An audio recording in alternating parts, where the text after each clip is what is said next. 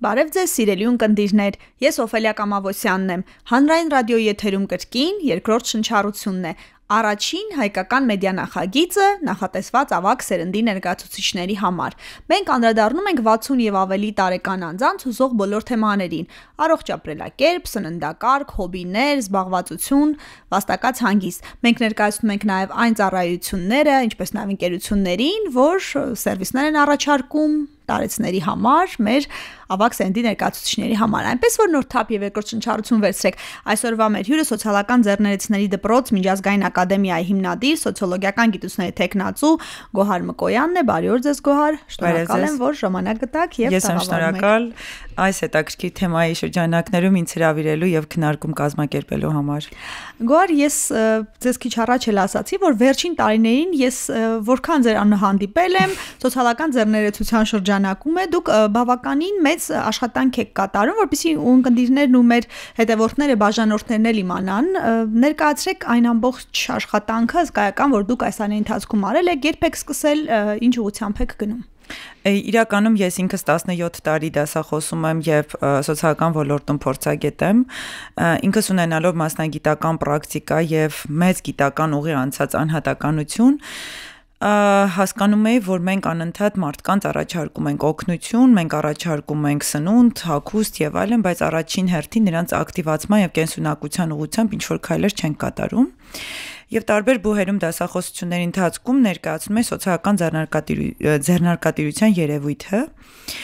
Եվ շատ հետաքրքիր մի պահի որոշեցի, հասկացա, որ պետքա լեսարանից դուրս գա այն գիտելիքը ու այն փորձը, որ կա եւ պետք է ստեղծվի մի կառույց հարթակ եւ ինձ շատ աջակցել են փորձագետները, որի համար շատ շնորհակալ եմ։ Եվ մենք բոլորս համախմբվելով ստեղծեցինք մի կառույց, որի անունը Սոցիալական ձեռներեցների դպրոց, հետագայում նաեւ Միջազգային ակադեմիա։ Մենք 7 տարի շուկայում միակ կառույցն ենք, որ ներկայացնում ենք համապարփակ կրթություն այս ուղղությամբ, եւ սոցիալական ձեռնարկատիրությունը ինքը շատ հետաքրքիր մի, այսպես ասած, կարևոր ուղղություն է, որ տարբեր երկրներ որդեգրելով, ասեմ թե ինտեգրելով, իրենց պետություններում եւ ադապտացնելով նպաստել են բարեկեցության մակարդակի բարձրացման։ Այսինքն մի մեխանիզմի մոդել է, որը առաջին հերթին լուծում է առաջնային սոցիալական խնդիրները։ Դա կլինի համայնքում, դա կլինի կոնկրետ կյանքի դժվար իրավիճակում գտնվող անձանց կյանքում եւ ամենակարևորը դա մի ուղղություն է, որի արդյունքում տվյալ խնդիր կրողները դառնում են ակտիվ, ունենում են եկամուտ, շահույթ եւ սոցիալական ձեռնարկատիրություն ինքը շահույթ հետապնդող կազմակերպություն է եւ ինչպես բոլոր ձեռնարկատիրությունները։ Շատ կարեւոր է, շատ կարեւոր է Հայաստանում այս երևույթի զարգացումը եւ համապետական մոտեցման մշակումը, երբ որ պատերազմից առաջ էինք ասում եւ տարածում էինք, դա կարծես թե մարդկանց մոտ սա ինչ է եւ այլն, բայց պատերազմից հետո արդեն են որ ասում են օրհասական քայլ պետք է կատարվի այս ուղղությամբ։ Ինչու զարգանա, որովհետև մեր օրինակները, որոնց մասիվ հաջորդիվ մենք խոսանք, ապացուցել են, որ այո, դա մի հնարավորություն է այն անհատականությունների համար, որոնք ունեն շատ գումարներ, որ կարողանան ավելի կարճ ժամանակում մեծ ազդեցություն ունենալ սոցիալ-տնտեսական խնդիրների լուծման,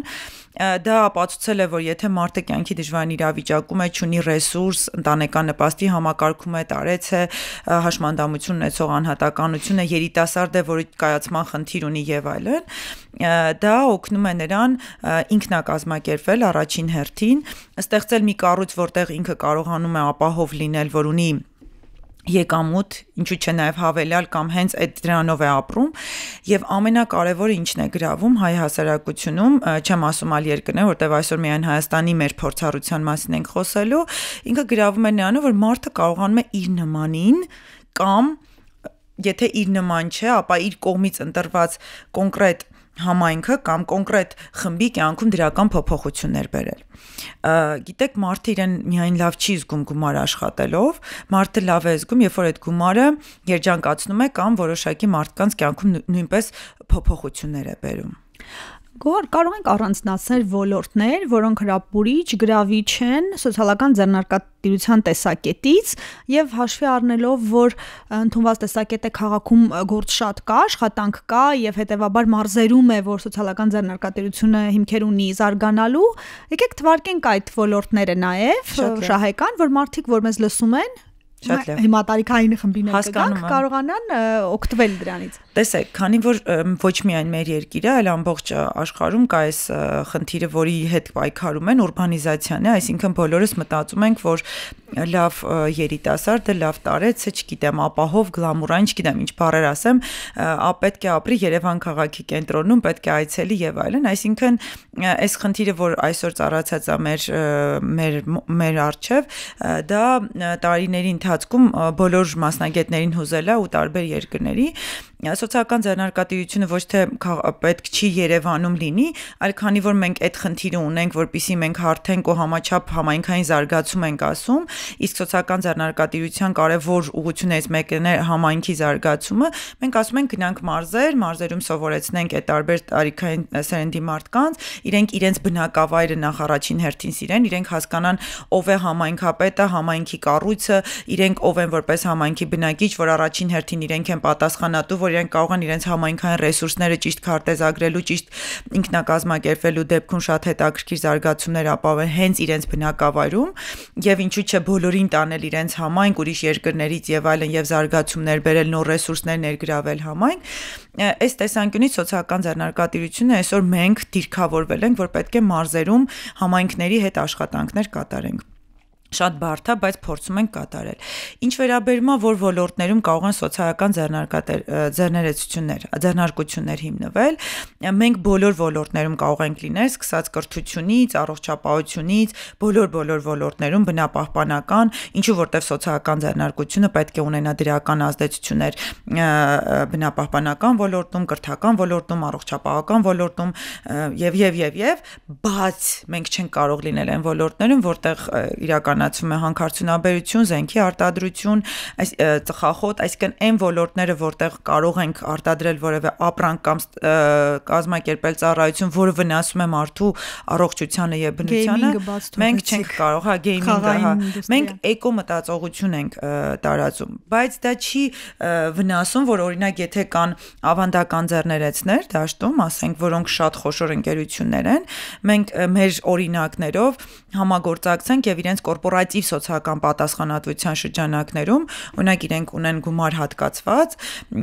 փոխանցեն սոցիալական ձեռնարկությունների, որոնք օգուտ են տալիս, ասենք, չգիտեմ, տարբեր համայնքներում որոշակի process-ների կազմակերպում, այսինքն այստեղ համագործակցության, փոխգործակցության տեսանկյունից խնդիր չենք տեսնում, բայց սոցիալական ձեռնարկություններ հետեւապես այդ ոլորտներում չեն կարող ստեղծվել եւ ընդհանրապես աշխարհում ինչպես է, սոցիալական ձեռնարկատիրությունը դիրքավորված։ Նա իմաստով ձեռնարկություն է շատ անգամ ասում ենք ավելին է, քան ձեռնարկատիրական process-ների կազմակերպումը եւ ամենակարևորը նա տարածում է էկո մտածողություն եւ համախմբվածություն եւ համերաշխություն։ Հրաշալի է։ Անդրադառնալով մեր տարիքային խմբին 60+ տարիքի անձանց, մենք շատ ենք հանդիպում, շատ ենք աշխատում, երկրաշնչառության շրջանակում գրում են իրենք բոլոր սոցիալական հարթակներով ինձ։ Հիմնական բանը, որի կարիք ունեն, զբաղվածությունն է։ Այո։ Շատ կարող ուժեն, մեծ ներուժ ունեն։ Ինչ կարող ենք առաջարկել այս մարդկանց, որտեղ գտնեն իրենց զբաղվածությունը, իրենք խմբերով համախմբվեն, դիմեն ինչ որ ոլորտում կան դրամաշնորհներ, ինչ անեն մարդիկ, որ ինձ ասում են գործ լիներ աշխատենք, որտեղ իրենց գումարը պետք թոշակը բավարար չէ, բայց նաև ուժեր ունեն իրենք, որ կարող են շատ հետաքրքիր բան եք ասում, բայց մինչև գամ այդտեղ հասնեմ, մի հետաքրքիր բանի մասին խոսեմ, որ 7 տարիների ընթացքում նո առաջին 3 տարիները, երբ որ ասում ենք հենց սոցիալական ձեռնարկատիրությունը տարիք չի ճանաչում, մեզ ասում էին դե այդպես է, գիտեք, ձեռնարկատիրություն, ոնց դուք ձեր հաճախորդների սեգմենտը չգիտեք, ձեր թիրախային խումբը հստակ չգիտեք, ասում ենք մենք գիտենք, բայց մեր մոտ կարող են սովորել 60+ տարիքի մարդիկ եւ հենց իրենք ովքեր մեր դպրոց էին դիմում, ինձ ասում են դպրոց անունը փոխեք, դրա մասին էլի եթերում ասել եմ, ասում են ոնց որ ասում եք դպրոց են գնում, բայց ես էլ բացատրում եմ, որ ու ինչու չէին դիմում շատ տարեց մարդիկ, հա, մեր դպրոց, մտածելով, որ դա դպրոցը մենակ հանրակրթական կարող է լինել, հա, ձեռնարկատիրական դպրոց չի լինի, բայց բիզնեսի դպրոց։ Հա, իրական մենք բիզնես ու ձեռնարկատիրություն բառերը ուզում ենք տարանջատել, նո այդ մասնագիտականը եթերը էլի նորից չծանրաբեռնենք, որ բիզնեսի ու ձեռնարկատիրության տարբերությունը որն է, բայց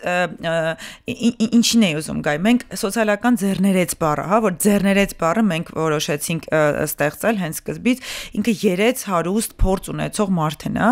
ու միշտ ասում էի, որ պետք է կոտրել կարծատիպեր, որ կրթություն, ասենք, երիտասարդները մենակ պետք է ստանան, ինքս դասախոսելով շատ բուհերում, երբ որ հասուն տարիքի տարեց մարդիկ լինում էին լսանում, ես ինձ վատ էի զգում, որ իմ մայրիկի տարիքի մարդկանց եմ դասավանդում, բայց իրանք է ոգևորված են, որ ամուսնացել են, երեխա են ունեցել, հասկացել են, որ կրթությունը հետամնաց չէ, մեր ամուսինները, հայրերը շատ ընտանիքներում ասում են, չէ, կինը պետքա երեխա բերի, ինչ պետքա կրթվի եւ այլն, չէ, հատկապես ավանդական առաջին, հա, խնդիրն է, իսկ իմ մոտ էլ հակառակը ինձ անընդհատ ասում էին, ինչի է սովորում եւ այլն, ամուսնացի, չէ, այդ կոնֆլիկտը միշտ կա։ Հիմա անդրադառնանք այս հարցին, հա, այո, տարեցները սոցիալական ձեռնարկատիրության առաջնային, այսպես ասած, հաճախորդներն են, հա, եթե սեգմենտ ասենք, սեգմենտ 1-ում գտնվում են 50+, 40+ տարիքի մարդիկ մինչև 80 տարեկան, որտեվ սոցիալական ձեռնարկատիրությունը ասում է, որ դու պիտի կարողանաս ստեղծել քո գործունեությունը, կապ չունի դու որ տարիքում ես, եթե դու որոշել ես, հա, այսպես ասած, մի գործունեություն ծավալել, օրինակ, թեկուզ քո խնդիրը կրող մարդկանց օգնելու համար։ Հիմա տարեցները ինչ կարող են անել, տարեցներն էլ են կյանքի դժվար իրավիճակում գտնող խմբի անդամներ։ Եթե իրենք չեն կարողանում որոշակի գործունեություն ծավալել, կարող է մի երիտասարդ կամ նրանց աղջիկը կամ ինչ որ հա մի կառույց հիմնի ձեռնարկություն եւ իրենց առաջնային սոցիալական առողջապահական, կրթական եւ այլ խնդիրները քարտեզագրելով համապատասխան գործունեություն ծավալի։ Օրինակ, տարեցների մեր ասոցիացիան, որը մեր դպրոցում է սովորել 7 տարի առաջ, երբ որ իրենք սովորում էին ամուսիններով, ու տարբեր սերնդներից են մեր, իրենց նպատակն էր, որ հա, շատ լավ, մենք առողջապահական առողջական առումով իրենց կօգնենք, բայց իրենք կգան խնամք կստանան, բայց սա пассив խնամք է, համարյա թե նմանա ծերանոցի ինչ տարբերություն։ Ու հենց այդ պահին շատ կարևոր մենք խորհուրդ տվեցինք իրենց, որ պետքա որոշակի արտադրություն, արտադրական process լինի։ Իրենք դիմեցին տարբեր դրամաշնորհի միջալոց այս ոլորտում, ես չեմ խրախուսում, որ դրամաշնորհով ձեռնարկություններ հիմնվեն, բայց եթե տարեցների մասով ենք ասում, այո, այդ ֆոնդերը կան, հա, սկսելու։ Ես հիմա կպատմեմ 0-ից սկսելու մի քանի օրինակներ, հա։ Հա, ու իրենք Creative Lab-ը ստեղծեցին, Creative Lab անունն են դրել, որտեղ տարեցները եւ գնում են շփվում են եւ ովքեր ձեռքի շնորհք ունեն կամ ինչ որ արտադրական process-ում կարող են գործողություններ կատարել, իրենց զբաղվածությունը ապահովում է եւ իրենք ստանում են համապատասխան վճար, որը որ նաեւ կարող է իրենք են տնօրինում։ Ինչ կարող են անել տարեցները։ Ոլորտները, հուշեք։ Հա, ոլորտները հիմա կարող են ձեռքի ինչ որ աշխատանքներ իրականացնել, չէ՞, օրինակ կարող են իրենք գյուղատնտեսական գործունեություն շատ հետաքրքիր ծավալել, որտեղ իրենք սովոր են, եթե հատկապես մարզերում են, այդպես կարող են իրենք հետաքրքիր ուրեմն co-working space-եր բացել, հա, ինչու՞ չէ, տարեց լինելով, որ իրենք թվային գիտելիքներ չգիտեն, իրենք բացում են co-working, որտեղ համ սովորում են, համ այդպես։ Իրենք կարող են հանդիպումներ, վարպետաց դասեր կազմակերպել հենց իրենց տարիքային խմբերի համար։ Հյուրատներ են շատ հետաքրքիր բացում մեր դպրոցի շրջանավարտները։ Օրինակ մեղվապահության ու մեղվամթերքի, հա, ապրանքների ստեղծման շատ հետաքրքիր է դա։ Իրենք Կարուձևի դրամասեր ունեն, որ Կարուձև են սովորել։ Իրենք նախկինում եղել են լավ հոգեբան, եղել են լավ մակավար, հիմա արտադրական process են ստեղծել անկողնային պարագաների, հագուստի, շատ հետաքրքիր է, որ իրենք որոշում են, ասենք, սպասարկման ոլորտում աշխատել։ Իհարկե շատ կարծատիպեր կան, որ կոտրում ենք հոգեբաններ են իրենց աշխատում։ Մեր կրթության ամենամեծ կարևորությունը, որ մեր թիմում կան հոգեբաններ, որոնք աշխատում են մարդկանց, որպեսզի հաղթահարեն ղեկավար են, այսինքն ինքը նախկինում եղել է, ասենք, չգիտեմ, նախարարի տեղակալ, օրինակ եմ ասում, չգիտեմ, տնօրեն, իրեն դիրքավորել են ընկեր Մարտիրոսյան, հա, հիմա ընկեր Մարտիրոսյան ինչ որ տարիքում հասկանալով, որ ինքը այդ գործունեությունը ծավալում է, հիմա պիտի վաճառքի փուլ գնա։ Նախ իրենք պիտի չվաճառեն, շատ անգամ իրանք մտածում են, եթե ձեռնարկատիրական process-ում եմ, թեկուզ սոցիալական, թե ավանդական ձեռնարկություն եմ հիմա, բա հիմա ոնց ես պիտի վաճառեմ, ես չեմ կարող ոչինչ վաճառեմ, ես ամեն ինչ անվճար եմ արել, էլի։ Չէ, մենք սիրում ենք, մենք բոլորս հատկապես շատ լավ հատկություն է հայ ազգի մոտ, բայց երբ որ մենք ստեղծում ենք ապրանք կամ ծառայություն, հա, մենք դրա համար ծախսեր ունենք, չէ, ընթացիկ, այսպես ասած, որոնք պետքա փակել ու ինչքան կարելի է քեզանից դնել, իրենց հետ աշխատում են, որ իրենք կամ ունենան այդ հմտությունը նախնական փուլում, որտեղ ռեսուրսներ չունեն վաճառքի մասնագետ կամ թիմ ունենալու համար մեծ, կամ ինչ անեն, կամ բացատրում ենք, կցում ենք մասնագետներ, որոնք հասկանան, որ այդ մասնագետները պետք են, վաճառքները երբ որ մեծանում են, արդեն իրենք հստակ քայլեր են կատարում։ Այսինքն, տեսեք, այստեղ խնդիր կա, առաջինը, որ իրանք վերա դասավորեն գաղափարներն ու մտքերը եւ ունակությունները, որ ինչ ա եղել, հա 40 տարեկան եմ, վայ 50 տարեկան եմ, 60 տարեկան, ես նոր կյանք եմ սկսում եւ պետքա 70 բարձրացեք, որովհետեւ 70 եւ 70 պլյուս էլ ունենք, 76 տարեկան էլ ունենք, 93 տարեկան տատիկ էլ ունենք, որին մենք մշակաբույսեր ենք սովորած։ Այսինքն, այստեղ խնդիրը ոչ թե տարիքն է, այլ ընդհանուր համակարգը ԽՍՀՄ-ից եկած, որ թոշակի անցնելուց հետո տենց բան կար։ Հիմա չկա մեր օրենքով, ինչը շատ գովելի է, որ մարդը թոշակի անցնում վերջ պարապուրդի է ենթարկվում։ Հիմա մենք պետք է հասկանանք, որ միջազգային աշխարհը զարգացել է այսօր, հա, կարելի է շատ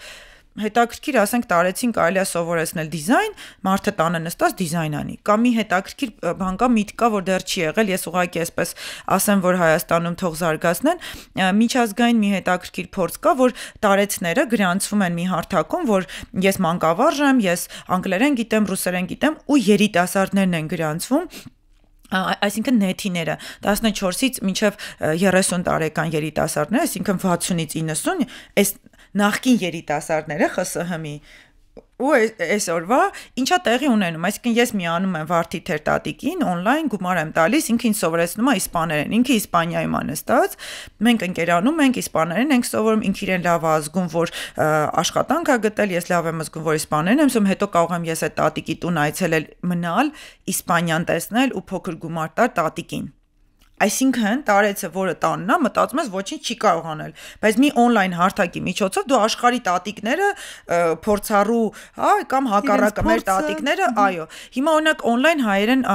հայերեն սովորացնելու հարթակներ կան։ Ինչքան մանկավարժներ ունենք, չէ, հայերենի մասն։ Ես հայերեն եմ ասում, ուրիշ Եվ Սփյուռքում ինչքան երեխաներ կան գրանցվում են, կա այդպիսի հարթակներ։ Կարա մի տարեց շատ կիրթ կին, որը կա հիմա Հայաստանում, Թումանյան on-line-ը, Տիկին Այդան իր այդա եթե չեմ սխալվում, իր կրթական համակարգը ներդրել է եւ շատ մարդիկ, որոնք ամուսնացած են հայերի հետ, այլազգի ուզում են հայերեն սովորել եւ այլն, այդ հարթակի միջոցով on-line նստած տարբեր մանկավարժներ գրանցված են մեր գյուղերից, դասավանդում են եւ ավելի շատ գումար են ստանում, քան որ դպրոցում աշխատելով։ Հիմա տեսեք ինչ խնդիր կա, մի այսպիսի կարծրատիպ կա, որ ես մանկավարժ եմ, դպրոցում աշխատում եմ, հավելյալ եթե ես կրկնուսույց եմ կամ չգիտեմ, այլ հարթակներում աշխատում եմ, մի ձևի շատ վատ են դիտարկում, բայց մենք այստեղ ոչ թե պետքա բողոքենք սոցիալական ձեռնարկատիրության կարող, ոչ թե պետքա բողոքենք ինչու կառավարությունը կամ պետական որևէ ինստիտուտ չի աջակցում իրենց, այլ մենք ստեղծում ենք օրինակներ ենք ստեղծում ու ցույց ենք տալիս մարդկանց, որ հարգելն էս պետք չի սпасել, որտեղ կառավարման համակարգը պետական, ես միշտ ասում եմ, թող չնեղանա, ես ինքս էլ եղել եմ այդ համակարգում հասկանում, ինքը շատ դանդաղ է գնում եւ այնքան խնդիրներ կա, հա, բյուրոկրատիան այնքան շատ է, մենք հիմա սպասենք երբ է փոփոխություն լինելու, ինչ որ բան տրանսֆորմացվելու, դա սխալ է։ Եթե մենք օրինակներով այդ տարեցներին, ոնց որ մենք անում ենք, ցույց ենք տալիս ու իրանք հասկանում են, որ վայ ինչ լավ է, որ ես տարեց եմ, վայ ինչ լավ է, որ ես այսպիսի ինտուիցիա, վայ Իրա մեկը պետք էր ուղղորդեր։ Գոհար ժողովրդագրական ռազմավարությունը ձեր այս ասած ամեն ինչն արդեն ամրագրել է։ Անգամ իներտ պետական համակարգը ռազմավարական փաստաթուղթ ունենք, որին եթե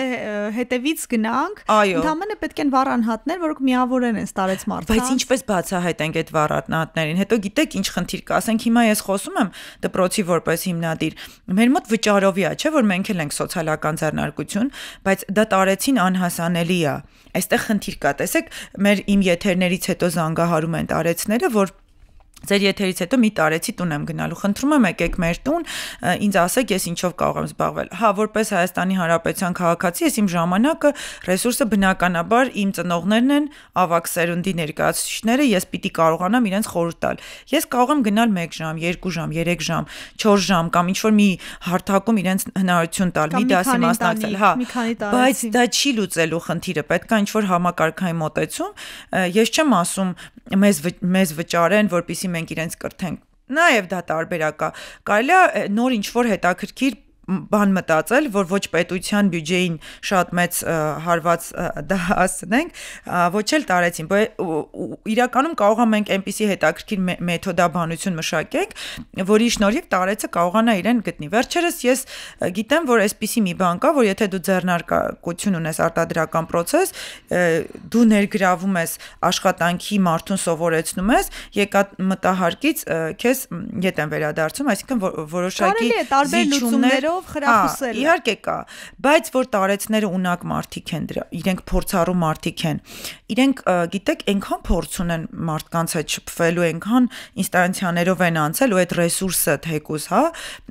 իրենց մեջ կան կառավարիչներ, իրենց մեջ կան լավ ենթականներ, իրենց մեջ կան լավ մասնագետներ։ Այսինքն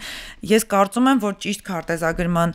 դեպքում ռեսուրսների ու պիլոտաժային որոշակի ծրագրեր իրականացնելու դեպքում մենք ինքներս հետո կարող ենք մի հատ էլ եթեր անել, թե արդյոք մենք ճիշտ էինք քննարկում ծավալում, թե չէ, որտեղ քննարկելը ամենահեշտն է, խոսելը ամենահեշտն է, բայց դա ապահովելը շատ դժվար է, ինչու, որովհետև առաջինը մենք պետք է իրանց հետ աշխատենք հատուկ մեթոդներով, երկրորդ մենք պետք է կարողանանք իրենց մեջից դուրս բերել են պոտենցիալը, որ իրենք օբյեկտիվ սուբյեկտիվ պատճառներից ելնելով մահացրել են, այսպես փակել են, որ ես էլ չեմ կարա աշխատեմ ու իրենք եթե դուք 10 օր տանից դուրս չգաք, դուք չեք կարողանում ակտիվ լինել, ոնց ասեմ, իրենց пассивացրել են ոչ թե հատուկ նպատակադրված այդպես է ստացվել իրենք են որոշել համակարգն է որոշել ինչ որ իրադարձություններ որոնց կարծրատիպերը հա կամ երեխաներն են որոշել որ այդ էր պակաս իմ մայրիկը ես հայտնի էս ինչն եմ իմ մայրիկը գնա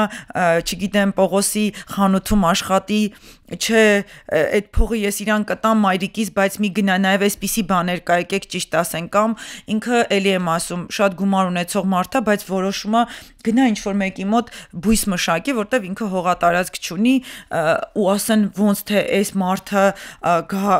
ջերմոցում հա բայց ինքը ուզում է ուղղակի գնա կամավորությամբ կարող կամավորության ինստիտուտ դնենք որ իրենք շաբաթը մեկ իրենց հավեսի համար գնան մալինա հավաքեն ինչ որ մեկի արտերում ու համ այդ մալինաների հա օգուտ կլինի այդ մարդուն համ իրեն որ ինքը լավ կզգա որովհետև ինքը ուղղակի ամիսը մեկ ուզում է որոշակի գյուղատնտեսական գործունեություն ծավալի իրականում շատ հետաքրքիր process-ներ նույն երիտասարդները ովքեր մեզ լսում են կարող են իրենք պրոակտիվ գտնվել ու տարեցների ներգրավել իրենք այնքան լավ կզգան գիտեք օրինակ նույնը ես երաժշտական ոլորտում ասեմ կամ դասախոսների օրինակ շատ օրկեստրներում նվագախմբերում կտեսնեք որ տարեց հասակի մարդիկ կան չէ այստեղ էլ մի խնդիր եմ նկատել ինչի որովհետև կան գործիքներ որ օրինակ երիտասարդները չեն ընտրում չգիտես խի որովհետև այդ կարող է ծիծաղեն շատ անգամ շատ երեխաներ որ դու թավջութակ ես նվագում ինչ շատ չգիտեմ էլի դասական կամ ուզում եմ ասեմ այդ նույն բաների պատճառով մենք շատ մասնագիտացումներ ունենք որ թափուր են այսօր բուժ չեն ընդունվում շատ մարդիկ որտեղ մենք այլ կերպ ենք վերաբերվում դրանց շատ անգամ ինչ անել կարծում եմ պետք է այդ լուսաբանել այդ մասնագիտությունների մասին հետաքրքիր օրինակներ հա հաղորդումներ նույն տարեցը պիտի պատմի երիտասարդ ժամանակ ինչի անդրել հիմա դա ինչ առավելություններ ունի չէ որովհետև ասենք չգիտեմ օրինակ երկե հոնահարներ Հայաստանում շատ քիչ են հա հասկանում են բացառիկ գործիքա եւ այլն բայց շատ քիչ երիտասարդներ ունենք մենք տարեցների մասն ենք խոսում, բայց տարեց են դարձել նաև շատ մասնագիտություններ, ոնց ասեմ, ճիշտ մասնագիտական բառով, իրանք ծերացել են նույնիսկ շատ մասնագիտություն, որոնք մեզ պետք են, կենսականորեն շատ կարևոր մասնագիտություններ են մեր համար։ Այն ինչ մասին խոսեցինք, առնվազն 5 տարի հետո արդեն իրականություն է լինելու եւ պետությունը երկիրը ես այդ տեսնում եմ, որ արդեն այդ ուղղությամբ է գնում, որ 60 եւ ավելի տարեկան մարդկանց կենսաթոշակառուների ռեսուրսը պետք է օգտագործել, ոչ թե շարունակ միջին տարիքի մարդկանց կենսաթոշակ ապահովել, որտեվ չենք հասնի դրա հետևից, որտեվ գնալով ծերացող հասարակությունը ավելի շատ տարիքով մարդիկ ունենք։ Իրականում այստեղ ես ձեր հետ համաձայն եմ, բայց մի կարևոր բան ասենք, որ կարող է հենց նույն կառավարությունը շատ հետաքրքիր ծրագրեր մշակի, բայց մենք պիտի նաև տարեցների շրջանում ակտիվացում սկսենք, բայց մտածելակերպը ոչ մասսայական, այդ շատ կարևոր է, տեսեք, կարող է կառավարությունը շատ ծրագրեր հիմա էլ ունի, բայց չի կյանքի կոչվում, որովհետև այդ խումբը պատրաստ չի կամ ճիշտ մոտեցմամբ իրեն էլ պետքա բերել դրան։ Օրինակ շատ կառավարման ծրագրեր կան, սուբսիդավորում է տալիս գյուղատնտեսության եւ այլն, բայց իրենք իրազեկ չեն ու չեն դիմում կամ դիմելու դեպքում իրենք ֆինանսական հաշվարկներ չգիտեն ու չեն կարողam կառավարել իրենց բյուջեն, ընտանեկան թե ընդհանրապես process-ների ու այդ վարկերը չեն կարողանում փակել, սկսում են փնովել։ Այսինքն այստեղ երկկողմանի, կարելի ասել նույնիսկ եռակողմանի աշխատանքներ են պետք։ Կամ կառույց, որը կարող է զբաղվել իրենց հետ, ունի փորձ, իրենց փորձով ինչ որ քայլեր անենք, որ ավելի մեծ կարճ ժամանակում հաջողության հասնենք, կամ պետքա ինչ որ հետազոտություն անել, հասկանալ թե ինչի են ունակ մեր տարեցները, կամ այսօրվանից ինչ որ ռիեստր ստեղծենք, հարթակ ստեղծենք, որ մարդը աշխատանքից դուրս է գալիս, գրանցի իր ունակությունները, եւ մեկ ուրիշը ընտրի այդ ունակությունները, մարդը եթե կարիք ունի մարդուն, որ մենք բաց չթողնենք, որտեղ մարդը երբ որ նույնիսկ գնում է դեկրետ, հայերեն խնամքի արձակուրդ 3 տարի հետո ինքը այսօր մենք խնդիր ունենք 38% երեխա ունեցող կանայք, 1 կամ 2, 3 երեխա ունեցող կանայք արդեն աշխատաշուկա վերաինտեգրման խնդիր ունեն, որովհետև կամ հետ են մնացել, կամ սովորել են տան պայմաններին եւ այլն։ Այս մասով էլ մեր պետությունը շատ հետաքրքիր քայլեր ա կատարել, բայց ուզում եմ ասեմ շատ բազում հարցեր կան, բայց տարեցների մասով մենք կարծում եմ մի քիչ բաց թողումը շատ ավելի մեծ է, որովհետև մենք էլի եմ ասում մտածում ենք, որ չեն կարող շատ անգամներ այս հարցազրույցներից հետո ինձ բակում տեսնում են, ասում են, բայց տարեցները ինչ կարող են անել։ Ասում են, ոնց ինչ կարող են անել։ Գիտեք ինչ, եթե ինքը օրինակ բաժնի պետ էր, պետք չի ինքը պետական սեկտորում մնա, որտեվ ասենք թղթաբանության հետ կապված կարող աչքերի կուրացման խնդիր կատարախտի եւ այլն, հա, չի կարելի աչքերը ծանրաբեռնել, բայց ինքը կարող է փաստաթղթեր գեղեցիկ ձևով դասավորել, արխիվում աշխատել։ Օրինակ եմ ասում, հա, այսինքն իրեն կարելի է նույն համակարգում կամ թողնել ու ամենակարևորը, որի մասին միշտ ուզում եմ հնչեցնել ու շատ անգամներ եմ հնչել, պրոֆի ինստիտուտ է, այդ որ ասում եմ, պրոֆի ինստիտուտ է պետք ստեղծել։ Դա կարևոր է, նրանք կարող են խորհրդական դառնալ հասարակության որոշակի հարցերի հետ կապված։ Մի բան ասենք, օրինակ 50 տարի մարդը տրանսպորտի ոլորտում աշխատել է, իրանից խորհուրդներ են հարցրել, երիտասարդ տնօրեն է գալիս, երիտասարդ տնօրենը կանչում է բոլորին ու ամենաշատ աշխատած մարդուն սկսում է հարցեր տենչ, որտեվ ինքը ամբողջի մասին տեղյակ է։ Մենք այդ մարդուն ազատում ենք տարիքից ելնելով, բայց մենք կարող ենք իրեն ժամավճարով խորհրդատու պահել, որտեվ ազատելով մենք իրեն տուն ենք ուղարկում, գիտելիքներ, փորձնել, ինֆորմացիան էլ հետը ուղարկում ենք։ Համաձայն եմ, կարող է գտնում ենք, որ պետք է համակարգը նորացնենք, համաձայն եմ, որ գտնում ենք, որ հին կադրերը կարող է ինչ-որ ներքին մշակույթ ունեն, որը խանգարում է այդ համակարգերի զարգացմանը, շատ օգտագործել է պետք այդ փորձը գիտելիքները։ Այնպես, որ ոչ համակարգին վնասենք, ոչ այն մարդուն, որը կարող է դեռ թեկուզ 1-2 տարի նույն պետությանը կամ նույն ոլորտին ինչ-որ հետաքրքիր ուրեմն աջակցություն ցույց տալ։ Մի բանի մասին եմ ուզում ասեմ, մենք նաև մի հարց ունենք, որ մեր շատ տարեց վարպետներ այլ երկրներ են գնում, գիտեք, աշխատանքներ կատարում։ Օրինակ, մենք շատ անգամ չենք գտնում լավ փայտագործ, մենք շատ անգամ չենք գտնում դուր սարքող կամ աթոռներ չգիտեմ, տարբեր մասնագետներ չենք գտնում, ու երբ որ մենք հասկանում ենք, իրենք կամ Ռուսաստանում են կամ Եվրոպայում ինչ որ հայտնի մարդկանց բնակարանների համար արտադրություններ են ծավալում կամ իրենք որպես վարպետ, չգիտեմ, շինարար այնտեղ են աշխատում, կարծես թե ինչու, որովհետև իրենք մշտական եկամուտ ունեն ու հասկանում են, որ այստեղ ժամանակավոր փոքր գումարների իրենց ընտանիքի հոգսը չեն կարող հոգալ։ Շատ խնդիրներ կա, մենք այս ամբողջը կարող ենք լուծել, թե չէ, միանգամից չէ, բայց եվրոպական հասարակությունների փորձը, նույն ինչու՞ չէ Կովկասի մեր շուրջը գտնվող տարբեր երկրների փորձը ցույց է տալիս, որ սոցիալական ձեռնարկությունը շատ հետաքրքիր պրոցեսներ կարող է այս մասով կազմակերպել եւ խնդիրների որոշակի տոկոսին լուծումներ տալ, չկախվելով, չհենվելով, ինչ բառ ասեմ ճիշտ, որ պետության բյուջեից մենք այնպես ենք անում, որ մարդը կախյալ չլինի, անկախ դառնա եւ ամենակարևորը ինչ ենք ասում, որ այդ մարդը ինքը հասկանում է, որ ինքը ունակ է եւ ինքը իր գործունեությամբ, որ պետությանն էլ հետո տեսնում է ինչքան օգուտ է տալիս իր անկախ կենսունակ լինելով, ինքը արդեն զգում է իրեն ամենակարող, չեմ ասում ճակերտա, որ ամենակարող, որ ես կարող եմ շարունակել, այո, ես գնահատված եմ թեկուզ 5-6 մարդու եւ ինքը օրինակ է ծառայում, գիտեք, դեք ինչքան մարդիկ ակտիվացան, շատ պրոցեսներ, շատ օրինակներ կարող եմ ասել, ուղղակի եթերի ժամանակը չի։ Մենք հրավիրենք ամենավառ օրինակներին, ես խոստանում եմ, որ անպայման կհրավիրենք եւ օրինակով ցույց կտանք։ Շնորհակալություն Գոհար, շատ հետաքրքիր զրույց էր եւ այն լուծումներն որ առաջարկվեցին, որ հնչեցին, ես վստահ եմ, որ 5 տարի հետո, 3 տարի հետո մենք որպես կատարված փաստ արձանագրելու ենք։ Բայց ես կարծում եմ դա վաղն է լինելու, գիտեք, չգիտեմ ինչի մենք, հա, ես լավատես եմ, իրականում նորից եմ ասում, անկախ նրանից դա կլինի սոցիալական ձեռնարկատիրության միջոցով, թե ավանդական, թե կլինի, չգիտեմ, կառավարությանը կից ինչ որ կառույց, որը կներգրավի տարեցներին ու շատ հետաքրքիր մի օրինակով ցույց կտա, որ ամեն ինչ դեռ չի ավարտված եւ կարելի է, ուղղակի կխնդրեմ, որ մեզ ովքեր լսում են, փորձեն ինչ որ քայլեր կատարեն, անկախ նրանից կդիմեն մեզ թե չէ, բայց մենք պատրաստ ենք, ասել ենք եւ պետական ցանկացած կառույցի անվճար մեր փորձը, խորհրդատվությունը փոխանցել, ինչու որտեվ դրանով եւ կնպաստենք այս հարցերի լուծմանը, համակարգային մեխանիզմներ դնելով եւ այս հարցերի լուծմանը եւ ինչու՞ չէ կթեթևացնենք պետության բեռը։